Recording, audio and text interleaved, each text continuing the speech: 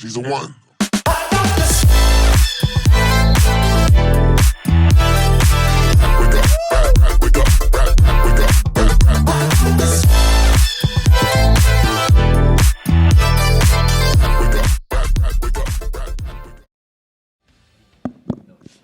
All right, I think I'm moderating, not Jonathan. It's all good. Well, Jonathan, if you want to moderate, that's fine. But No, that's okay. Let's use the questions. I will try to find answers. all right, just to present myself first. So my name's Roxanne. I'm Chief of Staff at Scality. Scality is a company that's 10 years old. We do software-defined storage. We've got about 190 employees so far worldwide on 3 continents. So had all those major questions that we'll be talking about today. Perhaps I can ask you to present yourself first and maybe a couple of sentences on why you're passionate about the topic we're going to talk about. Maybe Jessica, you can start. Yeah, I can start. I'm Jessica. I'm head of HR for Shift Technology. We do software for fraud detection with AI. And I've been an HR professional for 12 years. I was a recruiter before, so of course the subject is really close to my heart. And it was really a stepping stone for me to become a recruiter and then HR manager. Thank you. Hanno? Yeah, hi everyone. I'm Hanno, co-founder and CEO of Personio.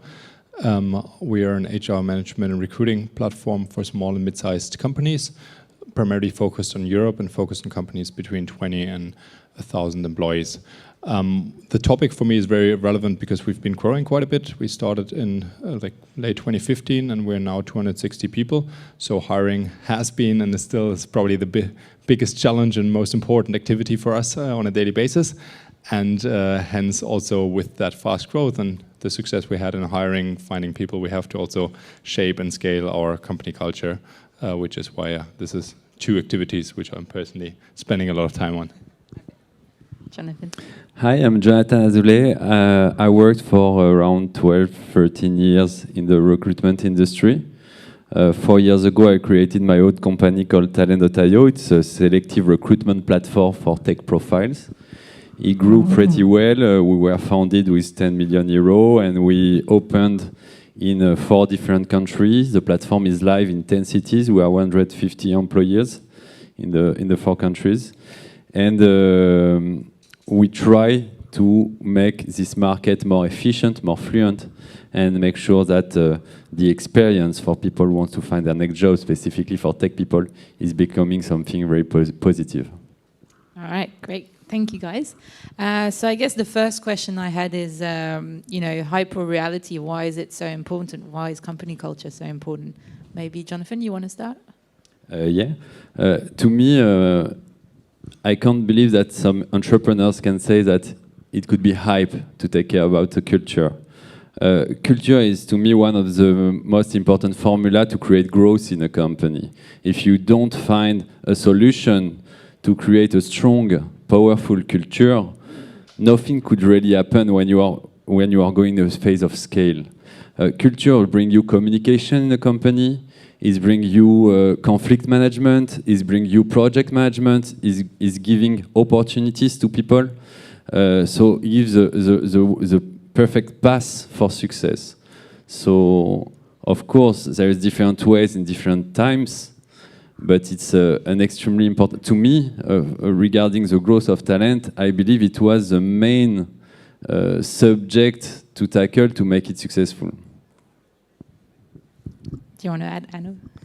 Yeah, I think the one thing that's special about culture is the one thing that is scaling itself, or is one thing if set up well, and you have to set it up well if you want to grow not just to 200 but to a couple of thousands people. I think it's the one thing that eventually will just keep emphasizing itself and strengthening itself, and that's, I think, very few things get this sort of self-enforcing rhythm. And I mean, Jonathan just mentioned a bunch of good reasons why it's important, but I think it's also important to set it up so you then don't have to, as a founder, try to continue to enforce things. Yeah. So I guess we've all got 3 or 5 statements. I mean, at Scality, we're bold and disruptive, we're ethical and things like that. Is that how you define company culture, or is it much more than that, really? Maybe you want to start, Hanno? Yeah, happy to. So we have the way how we partially define it is we have operating principles and we have values. But whenever I introduce them to our new hires, I talk about them being part of our culture, an important part, but I don't think you can put cultures in sort of a way how to describe it. And I mean, there's this culture code from HubSpot, I think, which is a great document, but also that I think is only an artifact and a part of the culture, but it's much more also about sort of behaviors which you don't write down and which you can't write down and that develop themselves and that develop by the way of who you hire, and then if those people are involved in recruiting processes, who they hire and who you promote, and there's a lot of things that partially are based on those artifacts which you create, but I don't think they would summarize culture in itself. And when should founders formalize company culture and those statements, like right at the beginning, or? I mean, when we started, we very early on tried to get to a set of values. We then, when we're quite, I think, stupid, like the way we approach these things is sometimes a bit too technical, but we came up with 8 values. We then defined 4 examples for each of them and another 5 definitions, so no one could ever remember any of that. So eventually we've revamped them and also split them in these operating principles and core values to also make them more applicable in our day-to-day basis. And now but I think there's something, it's sort of, part of it, of course, will stay true and will never change, but we continuously will also evolve them. Recently acquired a company with, I mean, compared to us, they were only 30 people, to a lot smaller, but still they had a different culture and they're an established team, so we also have to incorporate parts of their culture, and that's why we probably will be revamping and changing some of our operating principles, and I think it's something that has to develop ongoing. Yeah. You want to say something? As you want. Go ahead. Regarding the step of the culture, for sure. What is interesting is if you ask to someone in a company what are the values of the company is working for, probably 80% of them will answer that they don't know or they don't remember. Actually, I'm not sure this is the most important. If they can still deliver going the same way than the others, maybe they know it in a different way or just having values. So values on the wall maybe are not the answer on the thing. But on our experience, we tried to define values when we achieved 20 to 25 people. And we didn't want something who could be top-down. We tried to do something bottom-up, like an audit. I spent time going one-on-one, doing a walk with every employee just to understand what is for them the values of the company, what, if they were founder, what are the next actions they will do for the company, what would they change, what are the main things to resolve. And from all these answers, we spend maybe 5 hours with my co-founders in a room to define what would be the key values.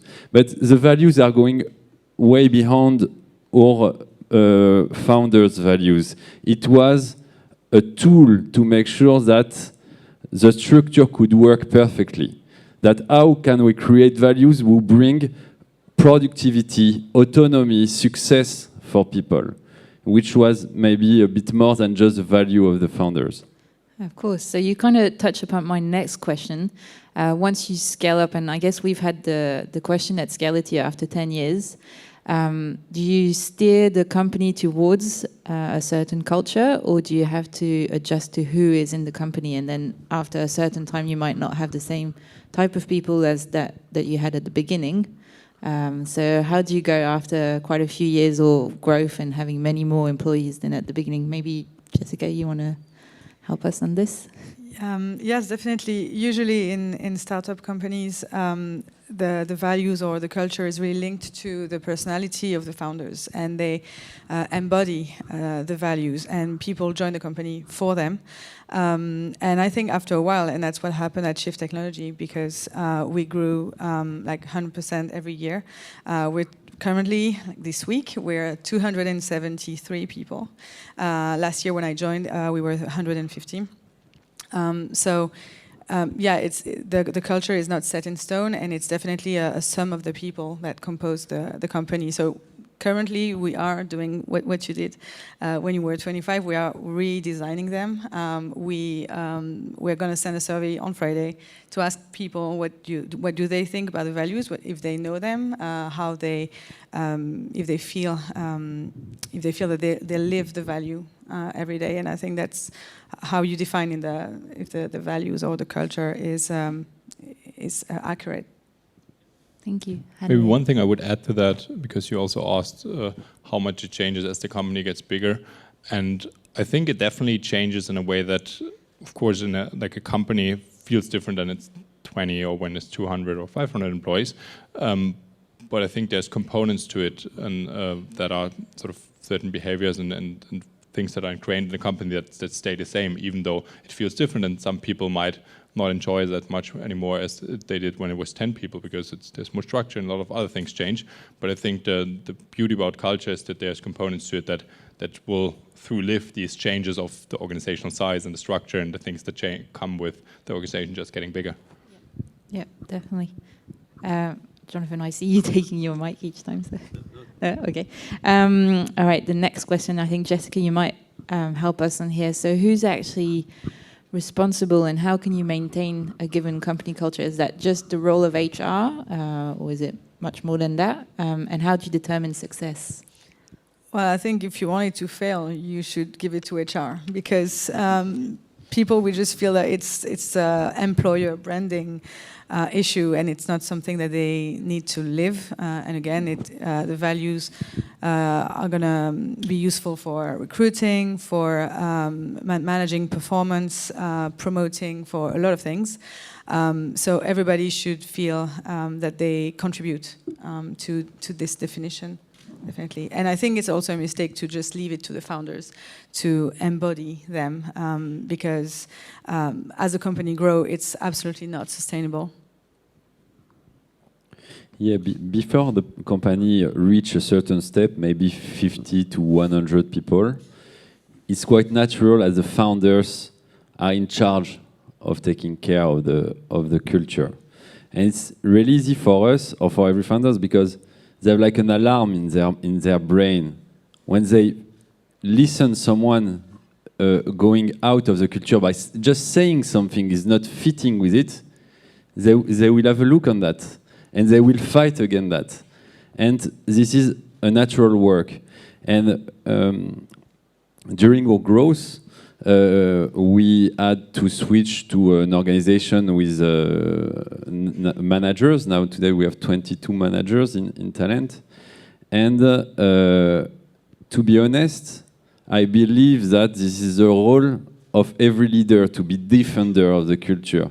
If we don't do that, I really believe that any culture of any company becomes shitty. In 3 months or in 6 months, if nobody defends the culture, it becomes shitty. And so it is a very different way, after different approach, to make sure that managers have the tools to make it work. But it's extremely important. I think I might have to interfere, given that I initially said the exact opposite in my introduction in regards to that culture is sort of something that I think reinforces itself, and you say it goes shitty if you don't care. So I would say, like, if set up well, it does, like, because it's not just the managers and should be every employee that drives it. That said, I do agree that and that's where HR definitely can help, also doing things to reinforce and doing things to remind it, and also thinking how, if you have, for example, values or operating principles, how you can include them in processes to just remind people about them. And we, for example, have every Friday in our weekly all-team meeting with the entire company, we look at the values and operating principles and pick one example from that week.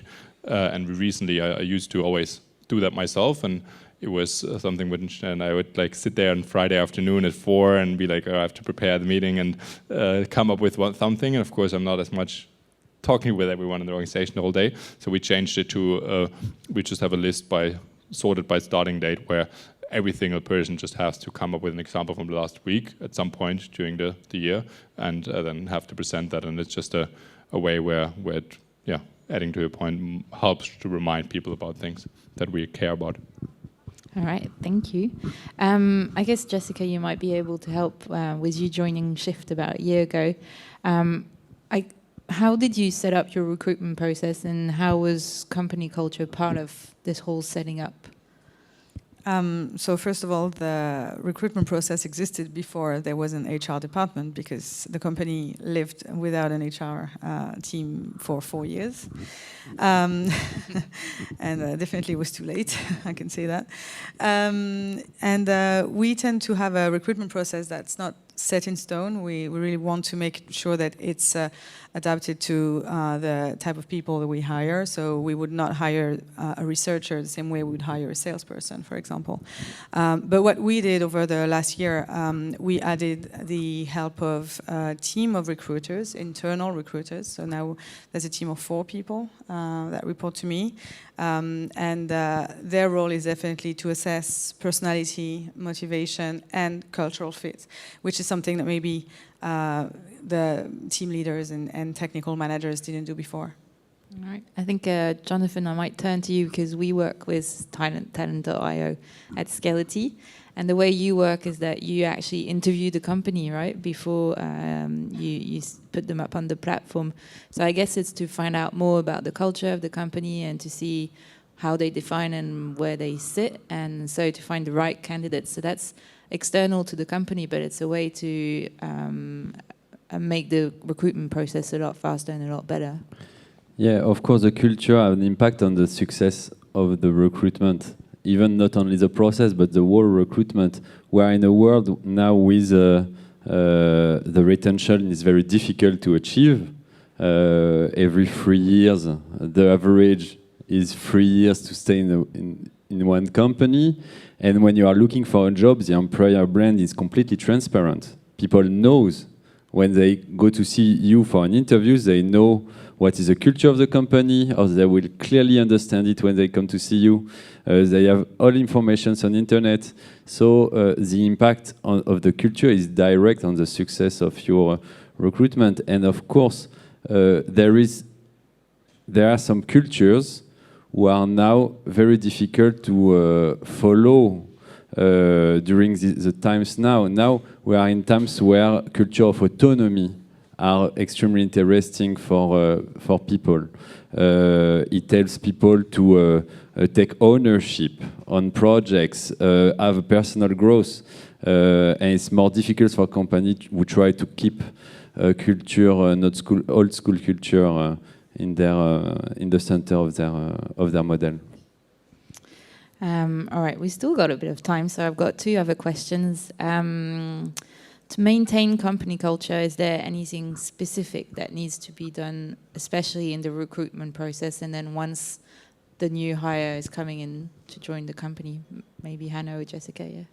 Yeah, I mean, during the recruiting process, as that when this coming back to the point of reinforcing itself, I think involving a lot of people in the process helps to assess that and enforce the culture. We have 5 recruiting steps in the process, which everyone has to go through, and they meet different people from the company, starting with recruiters in the first interviews, but then also different areas. And what's specifically important for us is that we call it the culture interview or values interview, and that's values interview, I think it's called for us. And that's where we pick a person from another department, typically a leader as well, that leads an department that's completely detached from that hire, who doesn't care, hopefully they still care somewhat, but it could be like a product manager that's interviewed by the VP of sales or so, or another person from another department. And their whole job is to identify a fit with the culture and with our values, and they have specific questions which they try to dig deep on all the operating principles to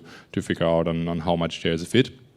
And therefore I do think recruiting and hiring the right kind of people is sort of probably one of the biggest drivers, especially if you're growing that fast. I mean, we've just heard growing 100% year on year. We also, I think, more than doubled since the beginning of the year. And those are all things where if you don't take care in that hiring process, your culture is going to be completely different half a year later, because half of the company won't have been there before.